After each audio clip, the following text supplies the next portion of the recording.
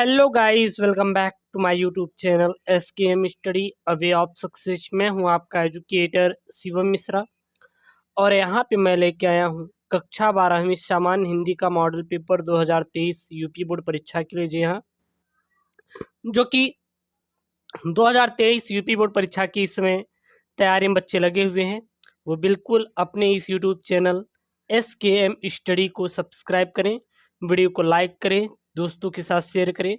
एक बात हमेशा याद रखिएगा, जो यहाँ पर वीडियोस दिए जाते हैं इसके सारे नोट्स बिल्कुल फ्री में अवेलेबल हैं। अब कहेंगे सर हमारा यहाँ पे वीडियो मिल जाता है लेकिन इसका नोट्स कहाँ मिलेगा? तो इसका नोट्स जो मिलेगा वो आपके अपने टेलीग्राम चैनल SKM स्टडी पे मिलेगा।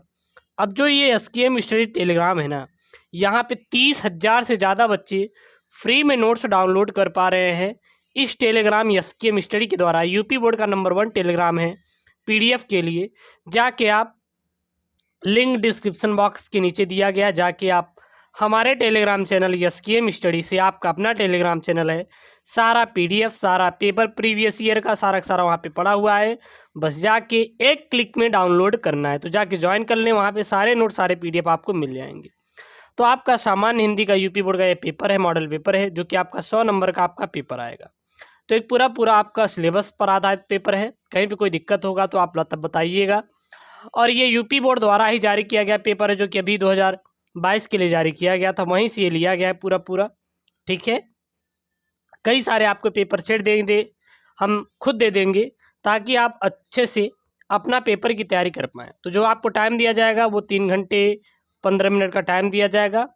जो 15 मिनट आपको मिलेगा, इसमें आपको प्रश्न पत्र को अच्छी तरीके से पढ़ना है।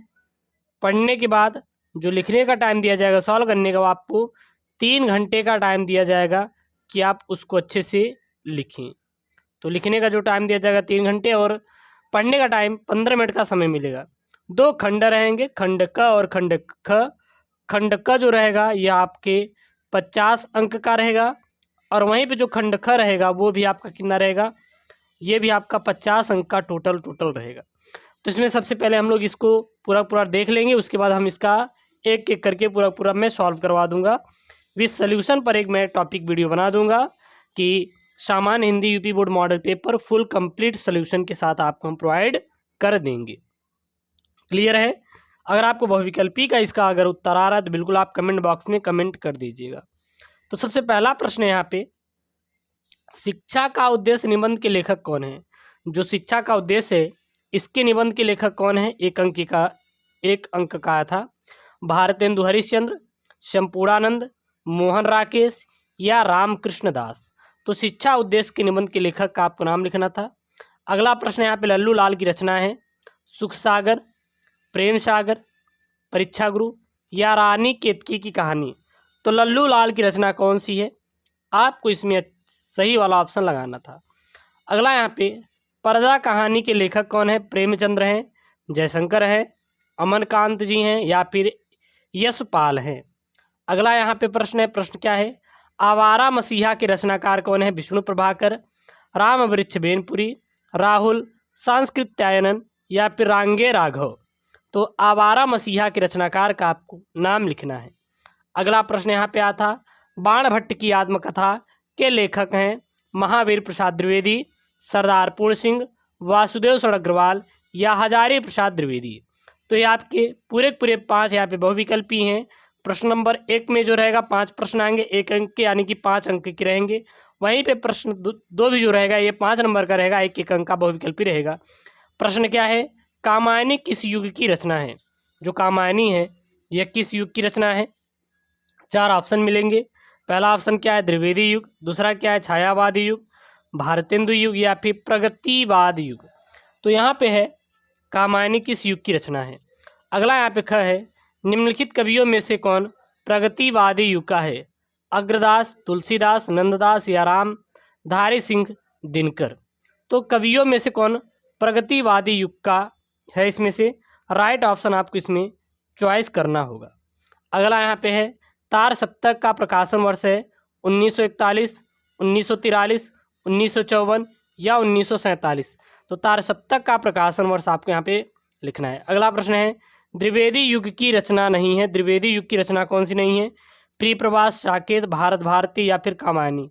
तो द्विवेदी युग की रचना कौन सी नहीं है। अगला प्रश्न यहाँ पे, निम्नलिखित में से कौन सी कृत महाकाव्य नहीं है। रामचरितमानस, साकेत, पद्मावत या फिर मामा। अब यहाँ पे गद्यांश पद्यांश पर आधारित प्रश्न रहेगा। ये जो गद्यांश है ये आपके 10 अंकों का गद्यांश है। 2 आपको गद्यांश आएंगे अथवा में करके, प्रत्येक गद्यांश 10 अंक का रहेगा। 5 प्रश्न पूछे जाएंगे। एक जो प्रश्न रहेगा 2 अंक का रहेगा और 5 प्रश्न यानी 10 अंक को आपका गद्यांश रहेगा। गद्यांश क्या है? धरती माता की कोख में जो अमूल्य निधियाँ भरी है, जिसके कारण वह वसुंधरा कहलाती है, उससे कौन परिचित न होना चाहेगा। लाखों करोड़ों वर्षों से अनेक प्रकार की धातुओं को पृथ्वी को पीस कर अगणित प्रकार की मिट्टियों से पृथ्वी की देह को सजाया है। हमारे भावी आर्थिक अभ्युदय के लिए इनकी सबकी जांच पड़ताल आवश्यक है। तो यहाँ पे प्रश्न बना है, उपयुक्त गद्यांश का संदर्भ लिखिए। उपयुक्त गद्यांश का संदर्भ लिखना है। अगला इन्होंने प्रश्न यहाँ पे पूछा है कि धरती वसुंधरा क्यों कहलाती है। रेखांकित अंश की व्याख्या कीजिए। पृथ्वी की देह को किसने सजाया है। हर एक का हम उत्तर करवाएंगे, बिल्कुल आप टेंशन में मत लीजिएगा। फुल वीडियो विद सोल्यूशन आपको मिलेगा एसकेएम स्टडी यूट्यूब चैनल पे, ठीक है। केवल आपको ज्वाइन करना है SKM study YouTube channel.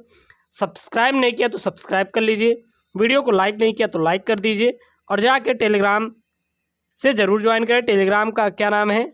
SKM study Telegram का नाम है। अगला है, भावी आर्थिक अभ्युदय है तो हमें क्या करना चाहिए। अथवा में इन्होंने एक प्रश्न बनाया है। अथवा में प्रश्न क्या बनाया है? अशोक का फूल उसी मस्ती में हंस रहा है, पुराने चित्र से इसे देखने वाला उदास होता है। वह अपने को पंडित समझता है। पंडिताई भी एक बोझ है, जितनी भारी होती उतनी ही तेजी से डुबोती है। जब वह जीवन का अंग बन जाती है तो सहज हो जाती है, तो वह बोझ नहीं रहती। वह उस अवस्था में उदास नहीं करती। कहाँ अशोक का कुछ भी नहीं बिगड़ा है, कितनी मस्ती में झूम रहा है। कालिदास इसका रस ले सके अपने ढंग से, मैं भी ले सकता हूँ अपने ढंग से।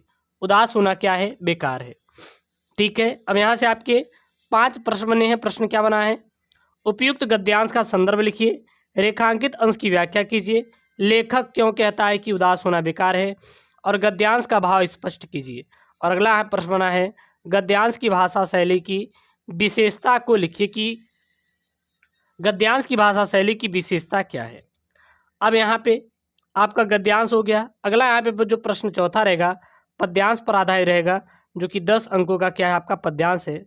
पद्यांश है क्या? दुर्बलता का चिन्ह विशेष शपथ है से लेकर चुनलो तक है, यहाँ तक है करने पाऊँ। और यहाँ से 5 प्रकार के प्रश्न बने हैं। उपयुक्त पद्यांश का संदर्भ लिखिए। रेखांकित अंश की व्याख्या कीजिए। करके पहाड़ सा ताप मौन रह जाऊं, राई भर की अनुताप न करने पाऊं। पंक्तियों में कौन सा अलंकार यहाँ पे दिया है उसको इन्होंने पूछा है। अगला है, पद्यांश का भाव स्पष्ट कीजिए और भाषा की विशेषता को बताइए। अथवा में इन्होंने दे दिया, या फिर आप ये कर दीजिएगा, आप वो कर सकते हैं या फिर ये कर सकते हैं।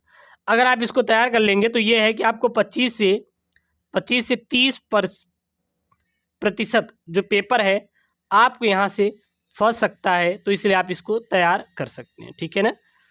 अगला यहाँ पे जीवन परिचय संबंधित आएगा। मैं जितने भी जीवन परिचय मैं आपको एक एक करके पढ़ा देंगे।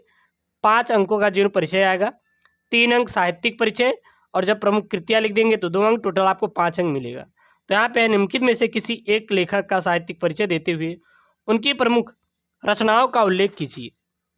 अधिकतम शब्द सीमा आपको 80 लिखना है। सबसे पहला यहाँ पे है आचार्य हजारी प्रसाद द्विवेदी, फिर है डॉक्टर एपीजे अब्दुल कलाम, वासुदेव शरण अग्रवाल। तो यहाँ पे 3 दिए हैं, एक का कर सकते हैं। अगला है कवि का साहित्यिक परिचय देते हुए देना है, 5 अंकों का रहेगा। मैथिली शरण गुप्त, सुमित्रानंद पंत, रामधारी सिंह दिनकर। किसका याद करना है इस पर मैं वीडियो बना दूंगा, टेंशन ना लीजिएगा। अगला है भारत, यहाँ पे कहानी के उद्देश्य पर प्रकाश डालना है, या फिर आप कथा वस्तु, कहानी का कथा वस्तु अपने शब्दों में लिखिए। बहादुर और पंचलाइट, ध्रुव यात्रा। तो ये 3 तैयार कर लेंगे ना तो इतने में काम हो जाएगा। काफ़ी मोस्ट इंपॉर्टेंट वाला प्रश्न है जो कि आपके यूपी बोर्ड परीक्षा में हर वर्ष पूछा जाता है। उसके बाद स्वपठित काव्यखंड पर आधारित प्रश्न बनते हैं, 5 अंकों का, हर साल आपके बोर्ड में आता है। आप अपने ज़िले के अकॉर्डिंग पढ़ सकते हैं। उसके बाद ऐसे ही है। फिर व्याकरण तो उतना ज़्यादा नहीं है, बहुत सिंपल सा है, मैं बता दूंगा लॉजिक वाली चीज़ें क्या है। खंड का आपका संस्कृत व्याकरण होगा जो कि संस्कृत का गद्यांश पद्यांश बनेगा। 7 अंकों का यहाँ पे गद्यांश बनने वाला है, ये संस्कृत का है, ठीक है ना। 7 अंकों बनेगा, जो भी इंपॉर्टेंट मैं करवा दूंगा। पद्यांश भी आपका 7 अंकों का रहेगा। उसके बाद व्याकरण के प्रश्न शुरू होंगे, मुहावरा आएगा। तो मुहावरा जो आएगा आपका कितने आएगा, आपका 2 अंकों का आएगा। उसके बाद आपका संधिविच्छेद आएगा, 1 अंकों का संधिविच्छेद बन जाएगा, ठीक है। 1 अंकों का यानी 2 अंकों का बनेगा टोटल। उसके बाद विभक्ति वचन बनेंगे, देख सकते हैं कितने अंकों के बनेंगे। तो यह भी आपका बनने वाला है, 2 अंकों का ये आपका बनेगा। उसके बाद मैंने इसका पूरा सिलेबस डिस्कशन किया है, वो कहाँ पे, SKM स्टडी classes.com वेबसाइट पर, ठीक है ना। वहाँ पर आप जाके हिंदी किताब डाउनलोड कर सकते हैं। शब्द युग्म से बनेगा, 1 अंकों का रहेगा। इसको देख लीजिए, एक एक करके मैं करवा दूंगा।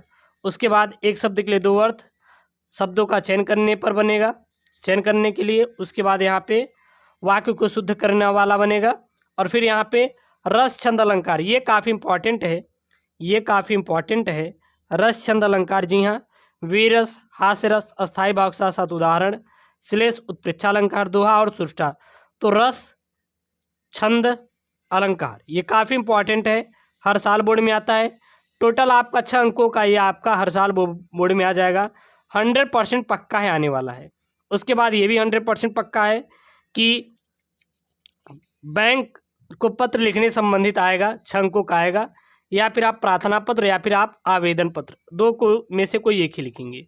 उसके बाद आपका निबंध बनेगा, देश में बेरोजगारी, आतंकवाद, वृक्षारोपण का महत्व, विद्यार्थी और राजनीति, देश की समृद्धि और विकास, जो कि आपका 9 अंकों का, जी हाँ 9 अंकों का आएगा। तो ये आपके 12वीं कक्षा 12वीं हिंदी का पूरा मॉडल पेपर है, मैं आपको समझा दिया हूँ। फिर इसका एक वीडियो आएगा फुल सोल्यूशन।